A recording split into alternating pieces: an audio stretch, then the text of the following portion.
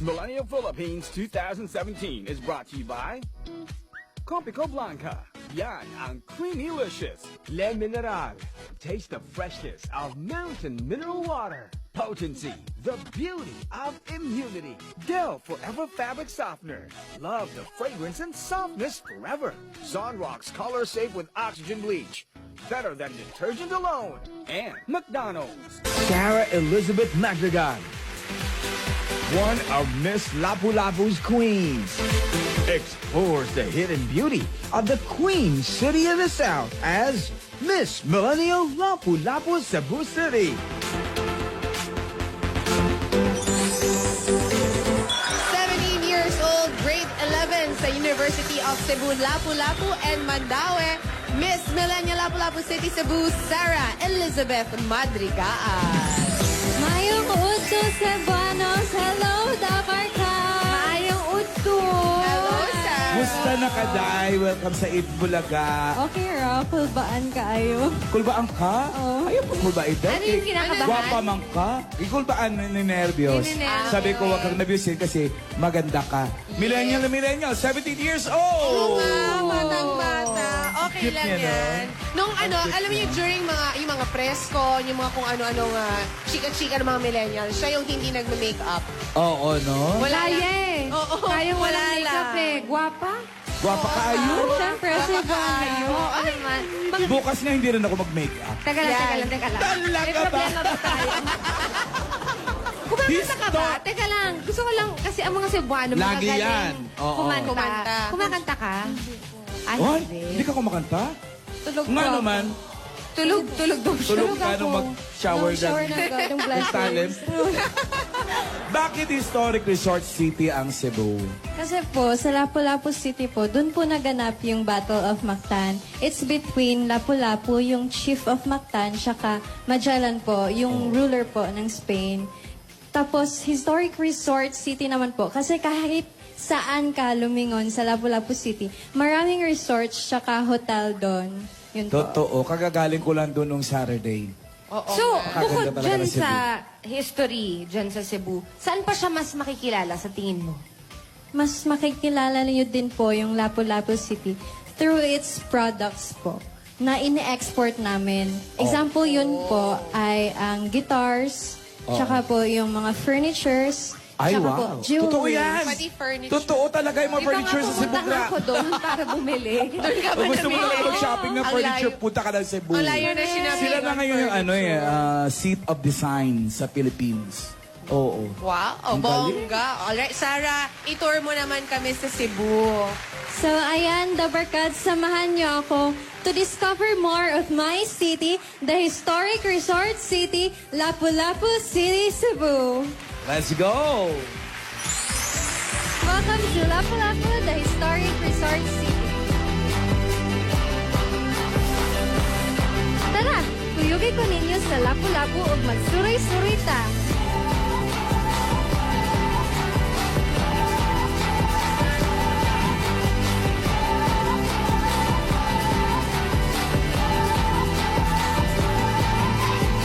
So mga higala, tuyugan tani, Ate Telma nga magduhat og charms. May baby. So, saan mas maganda? Ito, di ba? So guys, nasa diri karon sa poblasyon na Lapu-Lapu City, Cebu para matanaw sa board making. And by the way, this is the only board making here in Lapu-Lapu City, Cebu. So, tanaw natin.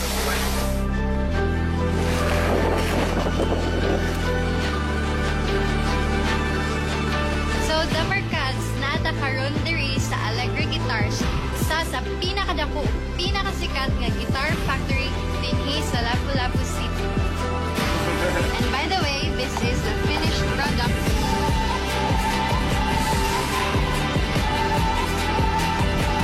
Let me take you to the research and development area of Corlanda Corporation. Tara, dayon mo. So guys, papasok tayo sa nag-iisang art gallery dito sa Lapu-Lapu City. So, tara! There is a heroic structure of Raha Lapu-Lapu that was built holding a shield and a Campilan sword. Free yourself in the historic resort city. I am Sarah Madrigal, your Miss Millennial, Lapu-Lapu City. Thank you. Nang Lapu-Lapu City at niya. Gwapo kayo sa inyong lugar kayo, uy. Iwat na ako. Gwapo kayo, nindot kayo. So, Nindot na pinuntahan mo yung stars. mga ano yun? Nindot is maganda. N-I-N-D-O-T. Nindot? Maganda. Cebuano din yun? Oo. Oo, kala ko Cebuano. guwapa lang yun. Hindi, ang gwapa ginagamit sa tao, gwapo sa lalaki, gwapa sa babae. Pag general na lugar or Gamit. gamit, Yun. nindot. Oh, I see. Nasubukan mo ba yung guitar making, yung board making, Opo. ganyan? Mahirap Tapos ba? trinay ko nga mag-practice ng guitar doon. Nagpaturo ako, pero hindi ko talaga kaya. Alam niyo, nung araw, nagtataka ako kasi bakit ang ano talaga, ang mga Cebuano, ang galing kumanta. Sabi ko, bakit? Yun pala, halos lahat ng bahay nung araw sa Cebu, may gitara. May gitara. Kaya natututo sila talaga. So, bata pa lang, no? Na nirinig na nila, na-develop na yung singing, Mahilig sila sa hearing. music. Ano yung tinitanong ko kanina sa na island na parang wala pa talagang mga tao, wala pa mga cottages, parang Virgin Island. Anong tawag niyo doon? Doon po sa Olango Island. Ulangua? Olango. Ulanggo Island. Island. Paano pumunta doon? Doon po Bangka-bangka? opo. Ilang It's minutes? just 20 minutes po. Ay, papunta malapit doon. Malapit Ah. lang. From Oo. Cebu. It's very accessible talaga. From the Oo. city, ganon. 20 Kaya, minutes lang. Aside from dyan sa mga magagandang islands, ang daming mga ginagawa sa Lapu-Lapu City, mga furniture, masarap din ang pagkain daw dyan. Ayan na. Nagre-react nga si baby. Sumisipa, gutom na daw. Sinabi mo pa. Yun ang Pag chismis, pumunta ka ng ha? Cebu talaga, oo, daming Patunayan delika. natin, Halika, halika. halika. Puntahan natin yun. Di ba uso dyan ng mga dried, Mango. dried mangoes. May ota. OMG. Turones. Naku, Pinasugbo. ang dami. Pinasugbo. Opo, pinusugbo po. Ito, Anong syempre. paborito mo dyan? Dried Ito mangoes. po, itong tagaktak. Ano yan? Ano yan? Ito po is yung parang bihon na, Tapos? na ginawang delicacy po. Yun lang Ano po. lasa? Bihon lang po. Crunchy Try siya. natin. Ano lasa? Super crunchy. May ano siya parang maalat o matamis? Hindi po. Akala ko kanina Yung, or maliliit. yung Hindi ko noodles lang. ma-explain. Oh, ayan, Alan K. Try Akala natin ko para kanina maliliit na ma-explain. isda or hipon. So, yung Noodles. pansit na pansit bihon, parang dried siya para maging crispy, ganon? Opo. Kaya po siya tinawag na tagakta kasi kapag kinain niyo po siya, may mahuhulog na mga pieces po. Siguradong May tatagaktak. tatagak ka. Crumbs. Ang sarap, in fairness. Talaga. Parang chicharon. Hindi ko nga ma-explain yung lasa eh. Parang ano siya eh, parang nga mga noodles na sobrang liit. Pero it's more on the sweet side. Sarap. Ito, masarap din to. Oo nga. Ampaw. Ampaw. Ito po, favorite ko din po yung masarial. Nanghingi. Crunchy. Ano yan? Masarial po. Favorite ko din po Ano yan. yun? Ayan, binuksan. It's peanut po na grenine, tapos may sugar. Matamis po yan. Matamis. Patingin, para familiar sa akin yung pangalan. Nung bata pa nga ako, Alam ko yan. tinatawag ko yung semento. semento. Oh, kain tayo ng semento. Halika, mama, Tikman kain mo tayo yung semento. Tikman mo yung semento, ma. Ito, akin to. Wala Ang mangyayari dami alam ko. talang Serapina. delicacies from Cebu. Ito yata yung pinakabago no, na addition Chocolate mango. Oo. sa delicacies Ayun. sa Cebu. Yung mango. covered siya ng Chocolate chocolate. flavored Yung dried mangoes. Sabi sa'yo, meron yan manggit. Totoo ba Diba, yun? manggit? Mango chocolate? Meron. Totoo ba yun? Yung hindi, meron. Galing ako doon ng Sabado. Nakita ko sa airport yun. Ano ka ba? Comedian ka kasi. I hate you. Sure ka? Sure ka? Yung totoo. Ito pa. Mini mamon. Ay, ang dami. Ito, otap. Akin to. Okay. At saka hindi na lang pala dried Natawa mangoes talaga ngayon. siya. Iba-ibang fruits na, oh. May dried pineapple. May iba pa dyan. Oo. Diba? Tsaka po, hindi po ako nakadala ng sutukil po. Yun po, yung pinakasikat na food doon sa Lapu-Lapu Ano pangalan? City. Sutukil. Ano yun?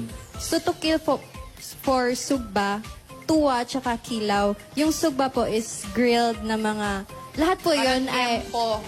Di ba? Hindi Parang po. ganun, grilled Lahat po pork, yung ganun. seafoods po yun lahat. seafood. Tapos Nung yung... araw, hindi kumpleto ang trip ng Eat Bulaga. Para pupunta kami doon, hindi kami pupunta sa Shoot to Kill ba yun? Shoot to Kill? Shoot Or to yun na Kill. yun? Sutukil. Shoot to Hindi Kill. shoot to kill ah.